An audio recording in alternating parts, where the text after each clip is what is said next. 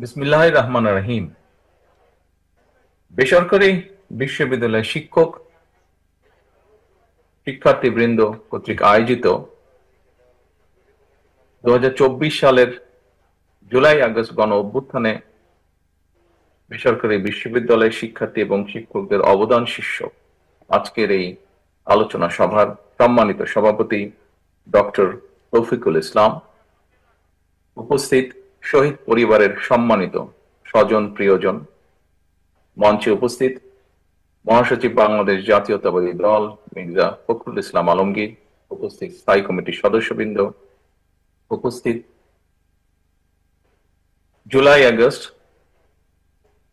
গণ অভ্যুত্থানে যে অনুষ্ঠান, সেই অনুষ্ঠানগুলো যাতে সম্পূর্ণ সুন্দরভাবে সম্পন্ন হয়, সেই কমিটির আহ্বায়ক জনাব রুহুল কবির রিজভী এবং অনুষ্ঠানে উপস্থিত শিক্ষক, উপস্থিত শিক্ষার্থী, উপস্থিত সম্মানিত উপস্থিতিবৃন্দ, আসসালামু আলাইকুম।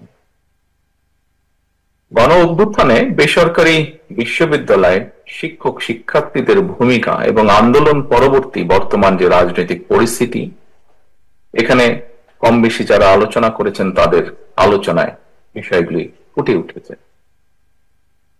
বক্তব্যের শুরুতেই আমি জুলাই আগস্টের গণ অভ্যুত্থানে শহীদ, আহত এবং যারা এখনো চিকিৎসাধীন আছেন তাদের প্রত্যেকের অবদানকে অত্যন্ত শ্রদ্ধার সঙ্গে স্মরণ করছি। সম্মানিত উপস্থিতিবৃন্দ, আমি ব্যক্তিগতভাবে দৃঢ়ভাবে একটি কথা বিশ্বাস করি।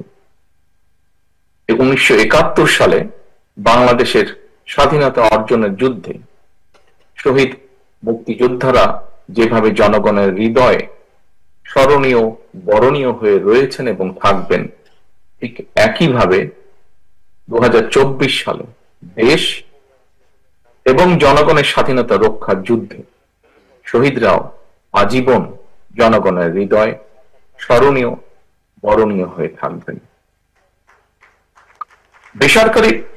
বেসরকারি বিশ্ববিদ্যালয়ের শিক্ষক শিক্ষার্থী ভাই ও বোনেরা,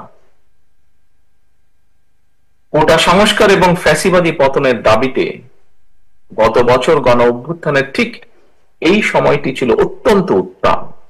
আপনাদের অনেকের বক্তব্যে আপনাদের ব্যক্তিগত অভিজ্ঞতার বেশ কিছু বিষয় আপনাদের বক্তব্যে ফুটে উঠেছে আজকের এই দিনটি। সেদিন এই সময় শহীদের রক্তে রঞ্জিত হয়ে উঠেছিল ক্যাম্পাস, রক্তে রঞ্জিত হয়ে উঠেছিল রাজপথ।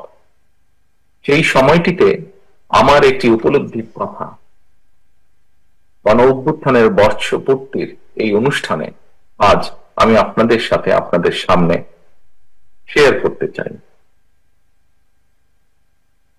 রংপুরে শহীদ আবু সাইদ, চট্টগ্রামে ওয়াসিম আকরাম সহ দেশের বিভিন্ন স্থানে একই দিনে কমপক্ষে 6 জন শহীদ হওয়ার মাধ্যমে 16 জুলাই থেকে মাফিয়া সরকারের পতন ঘণ্টা বেজে উঠেছিল।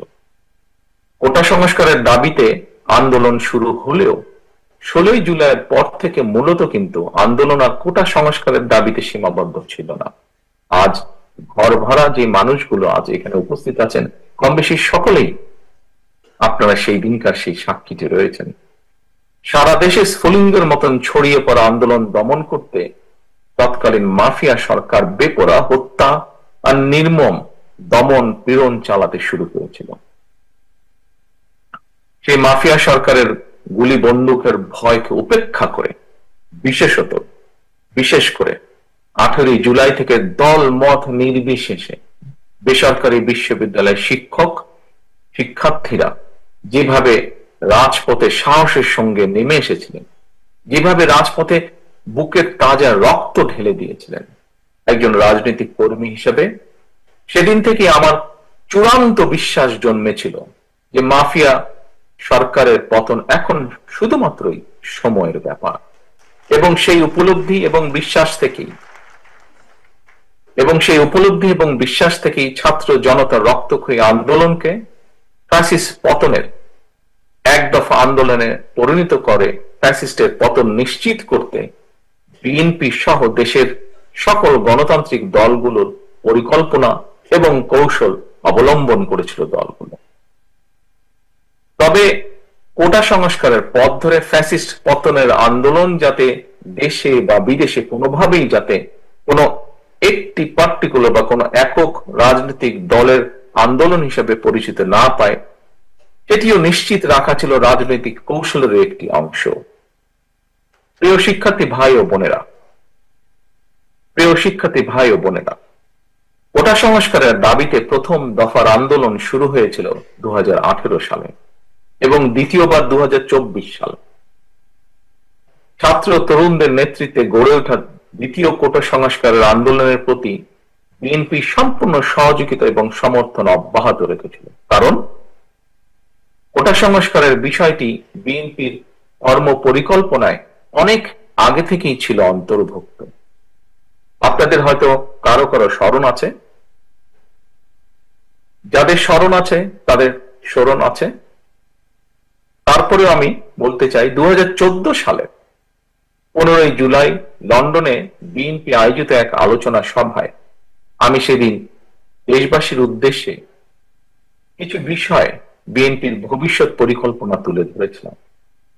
সেই অনুষ্ঠানেই, সেই বক্তব্যেই তখন আমি বলেছিলাম, স্বাধীনতার এত বছর পরেও সরকারি চাকুরিতে 56% কোটা পদ্ধতি সম্পূর্ণভাবে অযৌক্তিক এবং অপরিমাণ দোষী।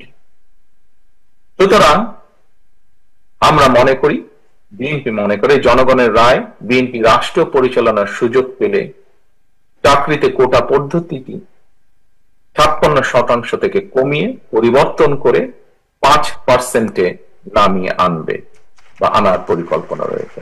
এটি সেদিনই বলেছিলাম 2014 সালে।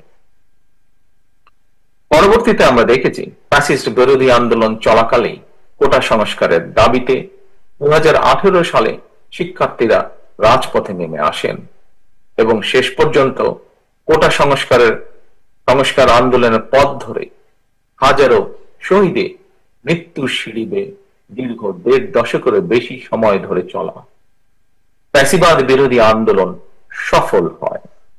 ফ্যাসিবাদ বিরোধী আন্দোলন সফল হয়েছিল সেদিন ইমতিয়াজ আহমেদ জাবির, শহীদ সাজ্জাদ হোসেন সজল, মীর মাহফুজ রহমান মুগ্ধ সহ আরো বহু প্রায় 2000 শহীদের আত্মদানের মাধ্যমে।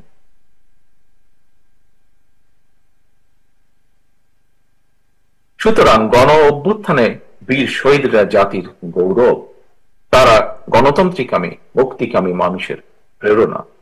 আবারও তাদের প্রতি আমাদের গভীর শ্রদ্ধা এবং জানাই গভীর কৃতজ্ঞতা। প্রিয় ভাই বোনেরা, ফ্যাসিবাদ মুক্ত বাংলাদেশ, শহীদদের কাঙ্ক্ষিত বাংলাদেশ গড়ার মাধ্যমে শহীদদের রক্তের ঋণ পরিশোধ করার সুযোগ সৃষ্টি হয়েছে। একটি ইনসাফ এবং ন্যায়ভিত্তিক এবং তাবেদার মুক্ত গণতান্ত্রিক মানবিক বাংলাদেশ গড়ার মাধ্যমে আজ আমরা শহীদদের প্রতি সত্যিকার ভাবে সম্মান এবং শ্রদ্ধা জানাতে পারি, যা কিনা একজন শহীদের বাবার বক্তব্যের মাধ্যমে ফুটে উঠেছে পরিষ্কারভাবে আমাদের সকলের সামনে। আমার হাজারো শহীদদের কাঙ্ক্ষিত রাষ্ট্র গড়ে তোলার পূর্ব শর্তই হচ্ছে জনগণের বাংলাদেশে জনগণের সরাসরি ভোটে জনগণের প্রতি দায়বদ্ধ এবং জবাবদিহিমূলক একটি গণতান্ত্রিক সরকার প্রতিষ্ঠা। জনগণের সরকার প্রতিষ্ঠা করতে হলে দেশে এমন একটি গণতান্ত্রিক নিরাপদ নির্বাচনী ব্যবস্থা থাকা জরুরি, যেখানে প্রতিটি ভোটার নির্ভয়ে নিশ্চিন্তে নিজেদের পছন্দের প্রার্থীকে নির্বাচিত করে জনগণের সরকার প্রতিষ্ঠা করতে পারে।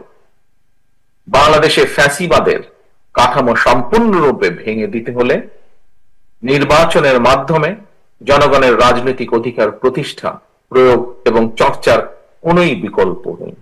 এই কথাটিও একজন শহীদের গার্জেনের মুখ থেকে আজ আমরা শুনেছি। হয়তো তারা তাদের ভাষায় বলেছেন, রাজনৈতিক ভাষায় বলেননি, কিন্তু তাদের ভাষার মাধ্যমেও এটি আমরা আজকে শুনেছি। প্রিয় উপস্থিতিবৃন্দ, রাষ্ট্রীয় ক্ষমতা, রাষ্ট্রের অপব্যবহার কিংবা প্রশাসনিক কূট কৌশলের পরিবর্তে কারো রাজনৈতিক অভিলাষ পূরণের প্রধান মাধ্যম হওয়া দরকার জনগণের রায়, জনগণের আস্থা এবং বিশ্বাস। আমি আমার বিভিন্ন বক্তব্যে বারবার একটি কথা বলি, এবং সেটি হলো, দেশে জনগণের রাজনৈতিক ক্ষমতায়ন নিশ্চিত করা না গেলে আমাদের কোনো আয়োজনই শেষ পর্যন্ত কিন্তু কোনো কাজে আসবে না, টেকসই হবে না।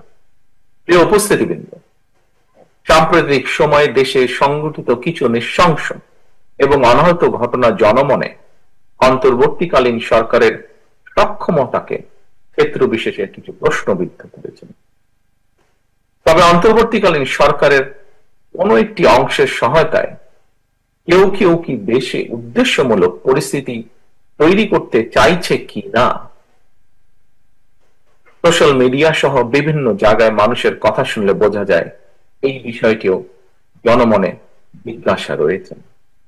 অন্তর্বর্তীকালীন সরকারের পক্ষে ঔদ নির্বাচন অনুষ্ঠান সম্ভব কিনা কোন কোন মহল থেকে এমন ধরনের প্রশ্ন উপস্থাপন বিচ্ছিন্ন বক্তব্য হিসেবে বোধহয় দেখার আজ কোনো সুযোগ নেই।